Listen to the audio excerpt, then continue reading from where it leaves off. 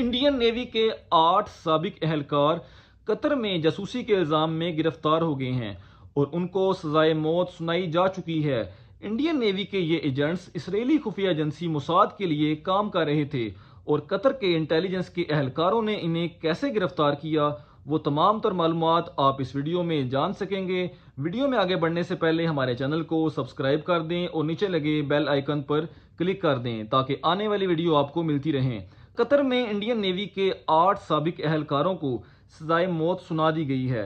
मुजरिमों में से 7 आला ओहदों पर तैनात रह चुके हैं, लेकिन उन्होंने चंद टकों की खातिर न सिर्फ कतर की कौमी सलामती दांव पर लगाई बल्कि भारत को भी पूरी दुनिया में मुंह दिखाने के काबिल नहीं छोड़ा। भारत की कोशिश है कि इन अफसरों को रिहाई मिल जाए, लेकिन कतर की हुकूमत की तरफ से राहत मिलने की उम्मीद बहुत कम है। ये कहानी शुरू होती है अगस्त 2022 से। कतर में काम करने वाले 8 भारतीय शहरियों को अचानक गिरफ्तार कर लिया गया। सिर्फ इतनी ही खबर आई कि 8 भारतीय कतर में पकड़े गए हैं। कतर और इंडिया ने इस हवाले से कोई तफसीलात जारी नहीं की। इंडियन मीडिया ने इल्ज़ाम अपने तौर पर पाकिस्तान पर लगाना शुरू कर दिया। कहा गया कि पाकिस्तान ने कतर के साथ अपने करीबी ताल्लुकात का फायदा उठाते हुए भारतीय बहरिया के इन 8 एहलकारों को गिरफ्तार करवाया है ताकि इंडिया को बदनाम किया जा सके। किसी को कुछ भी नहीं पता था कि असल कहानी है क्या। कहानी इस वक्त सामने आना शुरू हुई जब इन लोगों के खिलाफ केस की कार्रवाई आगे बढ़ना शुरू हुई। पता चला कि जिन भारतीयों को गिरफ्तार किया गया है ये कोई आम लोग नहीं, भारतीय बहरिया के साबिक आला अफसरान हैं।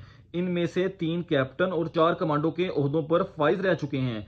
नेवी का कैप्टन आर्मी के कर्नल के बराबर होता है और नेवी का कमांडो आर्मी के लेफ्टिनेंट कर्नल के बराबर होता है, जबकि 8वां शख्स एक आम सिपाही था। कतर में जिन 7 अफसरों को गिरफ्तार किया वो भारतीय बहरिया में अहम ओहदों पर तैनात रह चुके थे। इसके अलावा ये कई भारतीय जहाज़ों की कमान भी कर चुके थे। इन भारतीय शहरियों पर इल्ज़ाम लगाया गया कि ये जासूसी में मुलविस हैं। असल में ये लोग भारतीय नेवी से रिटायर होने के बाद कतर आए थे। उन्होंने ओमान में कायम एक सिक्योरिटी फर्म में मुलाजमत शुरू की। इस फर्म में भारतीय फौज के साबिक 75 एहलकार काम कर रहे थे। ये फर्म कतर की फौज को ट्रेनिंग और आलात सप्लाई करती है। इसके अलावा वो इसको कतर के कई हसास मंसूबों की जिम्मेदारी भी थी। कतर ने इटली के साथ आबदोजें हासिल करने का मुआहदा कर रखा था। ये आबदोज इटली और जर्मन के ताउन से इटली में तैयार होती हैं। आबदोजों की फराहमी की जिम्मेदारी इसी ओमानी फर्म को दी गई थी। यहाँ पर 7 भारतीय इंतहाई आला और हसास ओहदों पर तैनात थे, लेकिन काम मोसाद के लिए कर रहे थे। ये इसराइल की खुफिया एजेंसी मोसाद के साथ राब्ते में आ चुके थे और इन्हें आबदोजों के प्रोजेक्ट की इंतहाई हसास मालूमात दे रहे थे।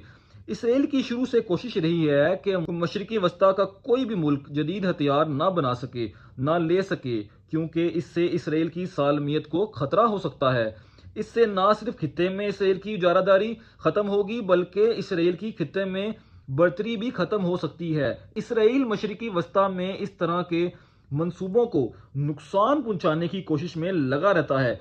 कतर के भी इंतहाई हसास प्रोजेक्ट तक उन्होंने रसाई हासिल कर ली थी, लेकिन बहुत कुछ बिगड़ने से पहले कतरी इंटेलिजेंस हरकत में आई और इन तमाम भारतीय एहलकारों को गिरफ्तार कर लिया गया। भारतीय एहलकारों के अलावा फर्म के मालिक को भी गिरफ्तार कर लिया गया, लेकिन इन्हें रहा कर दिया गया था। लेकिन इसके अलावा कतरी हुकूमत ने यह फर्म भी बंद कर दी थी और इसमें मौजूद तमाम भारतीय एहलकारों को भी बाहर निकाल दिया गया था। कतर की हुकूमत ने इन 8 भारतीय एहलकारों को गिरफ्तार करके इनके खिलाफ कार्रवाई शुरू कर दी। भारतीय हुकूमत ने खुफिया तौर पर कोशिश शुरू कर दी कि किसी तरह इन्हें रहा करवा ले, लेकिन तमाम कोशिशें बेकार गई।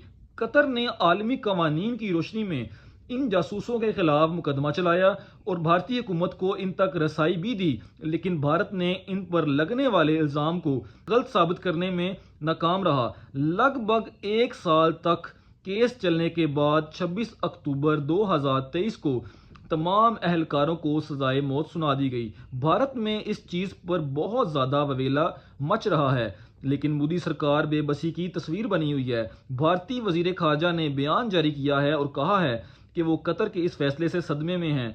वो तफसीली फैसले का इंतजार कर रहे हैं। वजारत खारजा ने जासूस खानदान और कानूनी टीम के साथ राब्ते में हैं, तमाम कानूनी ऑप्शन का जायजा ले रही हैं। انڈین خفیہ ایجنسی بھی اس کیس میں انتہائی گہری نظر رکھے ہوئے ہے اور اس کیس کی مکمل قانونی پیروی بھی کر رہی ہے، اور انڈین حکومت نے کہا ہے کہ وہ یہ بات قطری حکومت کے سامنے بھی رکھیں گے۔ یہ کوئی پہلا موقع نہیں ہے کہ بھارتی جاسوسوں نے اس طرح کے گل کھلائے ہوں۔ پاکستان میں بھارتی افسر کلبھوشن یادو کا کیس سب کے سامنے ہے۔ اس نے بلوچستان سمیت پاکستان کے متعدد علاقوں میں دہشت گردی کا نیٹ ورک تشکیل دیا اور بہت سے پاکستانیوں کی جان لینے کا باعث بھی بنا۔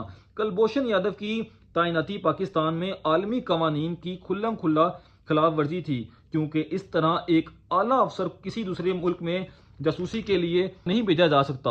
اس کے علاوہ بھارتی ایجنٹوں کی کینیڈا میں بھی کی گئی کارروائی سب کے سامنے ہے۔ بھارتی ایجنٹ نے سکھ رہنما کو گولیوں سے چھنی کر دیا۔ کینیڈا نے یہ معاملہ انڈیا کے سامنے رکھا، لیکن انڈیا نے اس کو کانوں کی جوں تک نہیں سمجھا۔